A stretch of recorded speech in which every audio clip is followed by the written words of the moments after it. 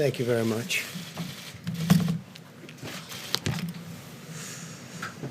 Our nation is engaged in a historic battle against the invisible enemy. To win this fight, we have undertaken the greatest national mobilization since World War II. And that's exactly what it's been. We've marshaled every instrument of American power, and we've unleashed our most potent weapon of all, the courage of the American people. Welcome back to Restricted Republic. If that wasn't really the most potent weapon that was unleashed, we'd be in much better shape than we are today. You see, yesterday changed everything for America, and some of it was said in black and white. Some of it was hidden in details we're going to discuss in great length here. We're going to use video. We're going to use the words of the so-called plan to highlight to you three specific elements. You see, we were introduced to three new terms yesterday and one huge lie. I'm keeping myself in check so that we can deliver this message as clean and as efficient as possible. You're going to see many transitions in this deception of not an opening up of America again plan in any stretch of the imagination, a never opening up America again plan. Before we transition in, I'm going to ask you once again, if you haven't had an opportunity to join us over at Restricted Republic, I certainly hope you will. My concerns and why we created Restricted Republic is daily. The suppression is changing. More of your favorite personalities have been banned from Twitter or from YouTube or from Facebook over the last 24 hours, and that will continue as the message doesn't line up with either what the advertisers want to hear or the government wants to hear or the tech titans want to hear. That we all have to be very cautious of. So if you haven't been over there, please take the first month on us, check it out. I don't only ask you to believe what I say, but see it for yourself. And that's the most important part. Free for you. But now we got to get back to this broadcast. There's elements of what was said, and I want you to hear the first, let's call it disclosures of what's occurring. Now, again, be patient while I transition back and forth through some of this. I want to make sure you get this in full screen, so there'll be some pauses between to make sure I got the volume to where it's acceptable to you. Let's move on to these first set of words. And South Korea has done a good job, but we've done more. We will continue to work with governors to advise them on how to conduct both surveillance and diagnostic testing. Said that this would be better done if there were comprehensive surveillance testing, which we're obviously not in position to do. I wonder if maybe Dr. Birx and Dr. Fauci Sure, we can do that. New and what's really critical is this constant sentinel surveillance for asymptomatic individuals in communities. The third bullet is about setting up sentinel surveillance sites to be able to distinguish and find asymptomatic individuals that you have heard about that may. Okay, we're going to stop it there. Welcome to your first term, sentinel surveillance sites. Now that is, if you just looked at the first 3 or 4 pages of this presentation, really none of the phases made difference, because to get to any of the phases, you have to get through what they're calling the gatekeeping. The new gatekeeping of America is terrifying, because what they did, just so you know, was on the second page, which we're going to get it to the very end. One of the most critical components to this argument was on the second page, but they don't want you to look at that. No, they skipped over to core state preparedness and responsibilities, testing and contact tracing. Your first word, though, is in the third bullet point, as she pointed out, and I'm going to just zoom this up for you so everybody can see it. Ensuring sentinel surveillance sites are screening for asymptomatic cases and contacts for COVID. But you see, they removed that word from most of the presentation. This has grown to a much bigger footprint. Listen in here for one moment. that may be either pre-symptomatic or asymptomatic throughout their entire disease course. We want to be able to find them in communities of particular vulnerability. So we'll be doing sentinel surveillance throughout nursing homes, throughout inner city federal clinics, throughout indigenous populations, to really be able to... Something else just changed there, didn't it? They have very specific guidance on what communities they're targeting. Retirement homes, native populations, and it turns out inner city. Now, that's not concerning. Maybe I got to continue to raise the level, the threat level per se. They put it right here, operates at locations that serve older individuals, lower income Americans, racial minorities, and Native Americans. Our government's gone crazy. They're putting things now that this is so far worse than what any on the mainstream media will report. So we're going to continue to move through this proposed phased approach, realizing that the phases mean nothing because of the initial onslaught that they're putting everyone through. Of course, they had some generic guidelines here of how to continue to practice good hygiene, which every American can do, and this can all be mitigated because you're going to find out that, you see, Birx dropped a very key word from her initial discussion points. She combined COVID-19 and influenza, and that's what we're getting to on the very large disclosure of this broadcast. Wash your hands, avoid touching your face, the same guidance we've heard. And for employers out there, you're going to need to make sure that you're social distancing and have protective equipment, that you're temperature checking your employees, that you're testing and isolating, and again, contact tracing, one of those other favorite words they've been using in great abundance right now. The disease. One you need for contact tracing, the other you want to need for finding out what's in society. We're going to have both of those much, much better as we go in the next weeks and months. And by the time we get into the fall, I think we're going to be in pretty good shape. Mr. President, to find early alerts of asymptomatic individuals in the community, and both for the syndromic cases that are tested, the influenza-like cases, and the asymptomatic cases, doing contact tracing, again, with... Okay, I took a long pause there because she just disclosed to you that it's not only COVID. It's not only COVID. It's influenza that all this guidance is surrounding.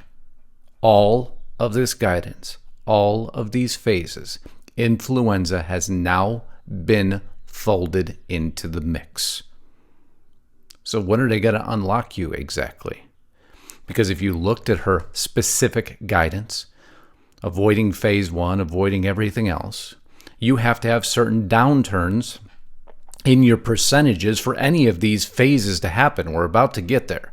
I'll run you through the phases very quickly because we want to make sure we're informing you of everything. So phase one, very quickly, and I'm just going to zoom in as we run through these, are all vulnerable individuals should continue to shelter in place. We should keep social settings of more than 10 people, should not happen, basically. You can go ahead and open your restaurants, but adhere to strict guidelines of social distancing. However, no bars can open. You should still telework. You should return to work in phases. Close all common areas. Now remember, this is phase one. This is long-term guidance based on what she's now bundled into being the flu. Minimize non-essential travel. Strongly consider special accommodations for personnel who are in vulnerable populations. Those vulnerable populations, again, should adhere to even stricter protocols, being senior living facilities. Schools that are currently closed should remain closed. Elective surgeries can start again on an outpatient basis. Gyms can open if they adhere to strict physical distancing and sanitation protocols. Good luck with that. And bars should remain closed. Phase two for states and regions with no evidence. And by the way, this is all up to the guidance of the governors, which should terrify many of you who are living in states where your governor has become the tyrant king or queen of their respective states, because they have shown that they will take this guidance and never allow it. And remember, now this is based on the flu. We're going to continue. Phase 2, all vulnerable individuals should continue to shelter in place. Social settings of more than 50 people where appropriate distancing may not be practical should be avoided. So now they've raised it to 50. Non-essential travel can resume. Close all common areas. Well, if you're groups of 50 or more, why are you closing common areas? Nobody probably understands that because there is no logic behind that. Strongly consider special accommodations for personnel who are vulnerable. Large venues, sitting down dining, movie theaters, sports venue, places of worship can operate under moderate physical distancing protocols, which, by the way, they haven't released what that means yet. Bars may operate, this is hilarious, with diminished standing room occupancy. So all the restaurants, all the bars that we had discussed prior can no longer operate under profitable models. Even up to phase 2, they are still under limited capacity due to physical distancing. This is unenforceable, by the way, just so anybody knows this, that it's going to be left up to the local tyrants to decide if they like you or not, if they like your restaurant or not, if they like your bar or not. And if they choose that they feel inside that maybe you're endangering them, although they're not there, they can decide to go ahead and send in who? The CDC, FEMA. They're working with local and state governments now. You are in a police state.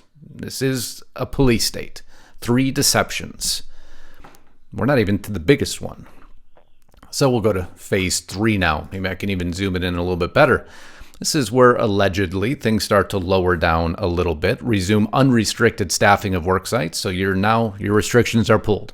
Large venues can go ahead and operate under limited physical distancing protocols, again, not released. Gyms can remain open if they adhere to standard sanitation protocols, and bars may operate with increased standing room occupancy where applicable, when it applies.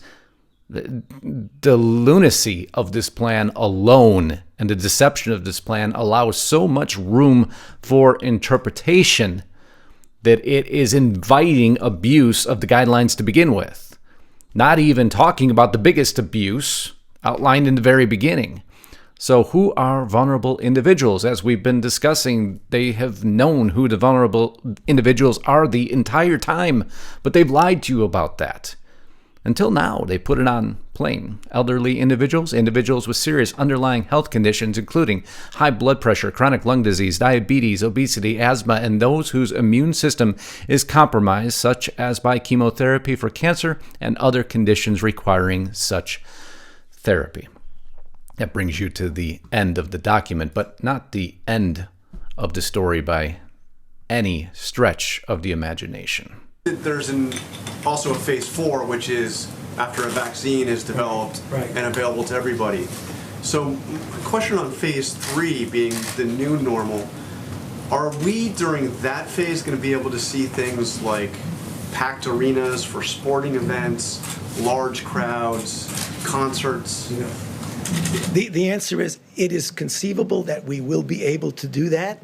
I think there will always have to be attention to making sure that we don't do all that packing in together. I think we'll be able to have sports events in that phase where you actually have participants there.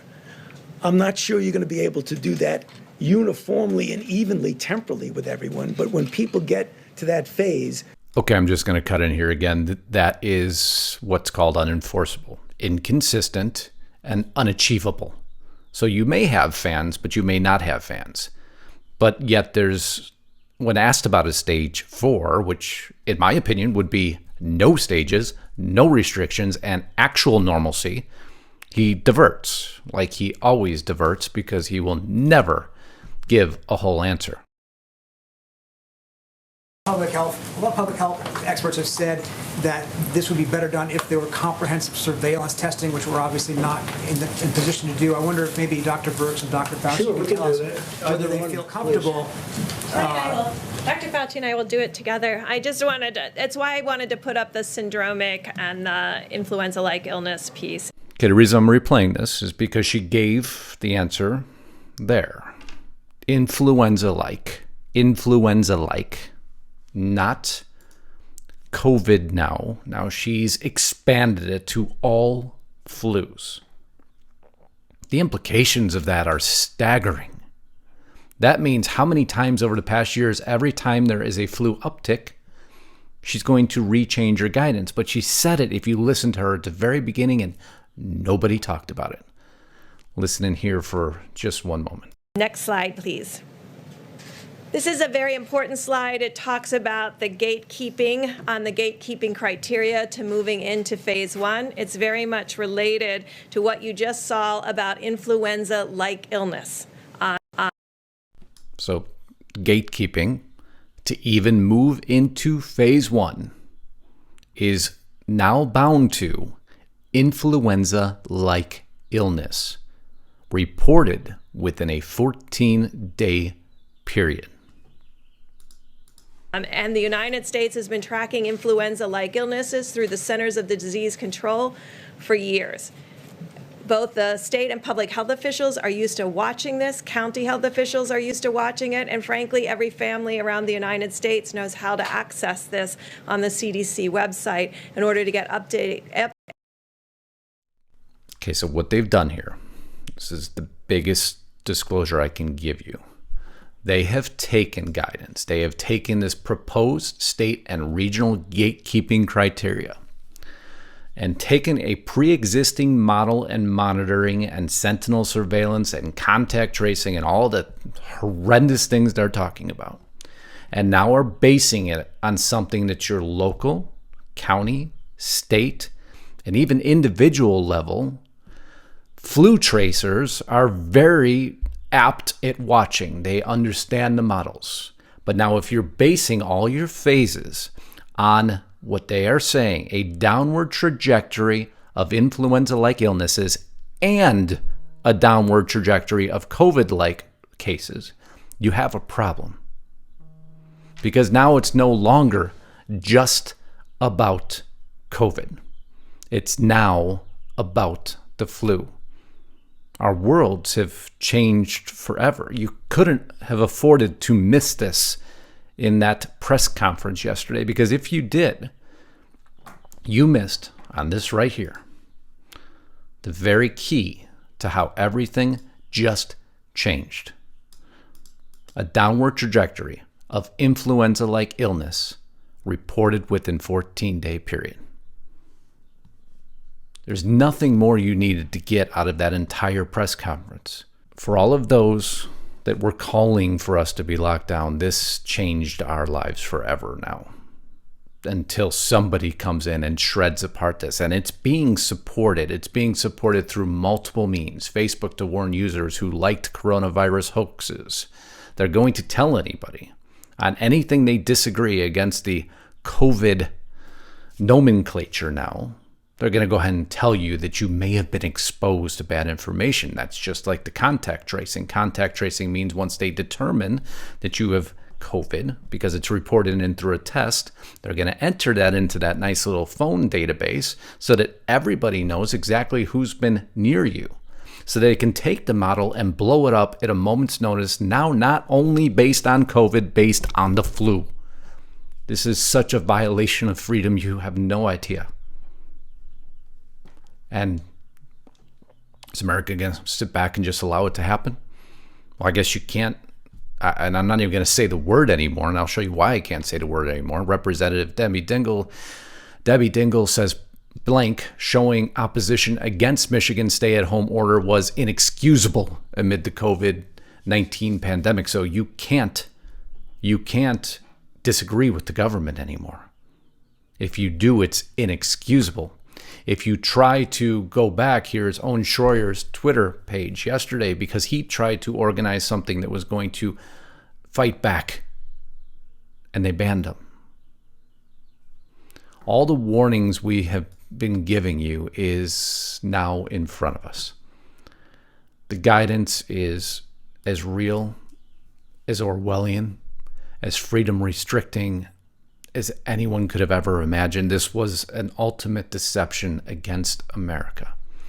They have taken COVID-19, expanded their terminology now to include all influenzas, all respiratory illness, and based on that model and the rise or fall of cases of anything within that category, they can choose to lock down or not lockdown.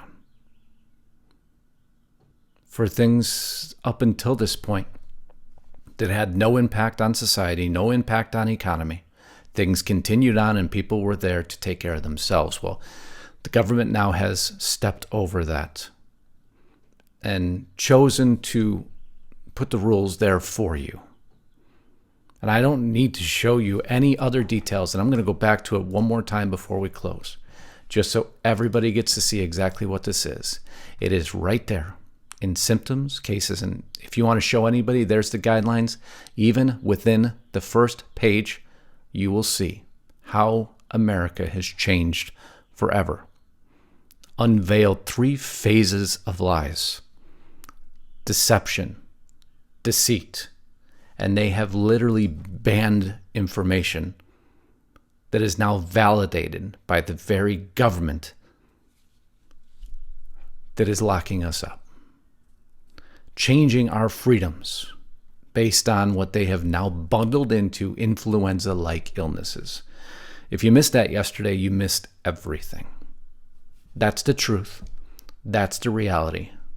And that's the plan. So until next time, if you haven't subscribed to my channel, I certainly hope you will. If you haven't been over to Restricted Republic, get over there quick before they decide none of us can talk. And all you're fed is mainstream lies. And that will not see you through this ongoing crisis, which is now an absolute attack on America's freedoms, an absolute deception. And the majority of America will stay asleep and not even realize that it happened. So until next time, Godspeed and God bless. Justus Knight, signing out.